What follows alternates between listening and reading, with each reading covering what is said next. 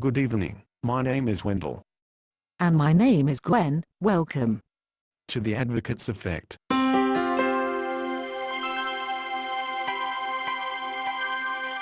In the wake of WikiLeaks' recent publications of U.S. diplomatic cables, some lawmakers have attacked newspapers' rights to report on the information in those documents. Other government officials have cast doubt on Americans' right to download, read, or discuss documents published by WikiLeaks and even the news reporting based on those documents. Rash legislation was proposed that could limit the free speech of news reporting organizations well beyond WikiLeaks. In the open letter sent Wednesday, 30 groups urged lawmakers to remember and respect constitutional rights as Congress continues to discuss the issues at stake. By likening publishers and reporters to spies and cyber terrorists, some government officials have irresponsibly created an atmosphere of fear and uncertainty, leading many to question their rights to publish, read and discuss the WikiLeaks cables, said Electronic Frontier Foundation senior staff attorney Marsha Hoffman. But American law is well settled on these issues. The First Amendment strongly protects publishers' right to distribute truthful political information, and Internet users have a fundamental right to read and debate it. In a congressional hearing about WikiLeaks last week, all 7 witnesses to the House Judiciary Committee cautioned against attempts to suppress free speech, and criticized the overwhelming secrecy that permeates the U.S. government. The coalition joining the open letter today similarly called for caution against any new laws that could weaken the principles of free expression that are vital to our democracy. In a free country, the government cannot and does not have unlimited power to determine what publishers can publish and what the public can read, said Electronic Frontier Foundation activist Rainey Reedman.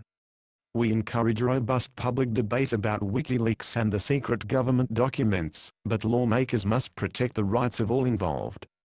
Some proponents say that WikiLeaks politics are immaterial. The organization is a natural reaction to an ever more powerful national security state, and the credulous media, that buys their story hook, line, and sinker, a world where governments insist on knowing all of your secrets without sharing any of their own. Trying to understand WikiLeaks, the organization, is a distraction from the leaks themselves, and the myopic focus on Assange obscures the diffuse and networked nature of the entire episode, from WikiLeaks to the hacker posse called Anonymous. Something this organic can't be debated or talked down. Michael Moore, explaining why he posted bail for Assange, put it this way: WikiLeaks exists, in part, because the mainstream media has failed to live up to its responsibility. The corporate owners have decimated newsrooms, making it impossible for good journalists to do their job. For attorney, constitutional law professor and salon blogger Glenn Greenwald, WikiLeaks isn't so much picking up the slack as deposing a craven charlatan, a media whose servile role is serving government interests and uncritically spreading government claims. Certainly, we should focus on the cables that expose government wrongdoing, or tell us something interesting. Assange wants to build a social movement to expose secrets. We don't see such a movement taking shape, and if it did, it would be no substitute for the non-existence of an anti-war movement over at least the past 5 years. Nor did it create such a movement.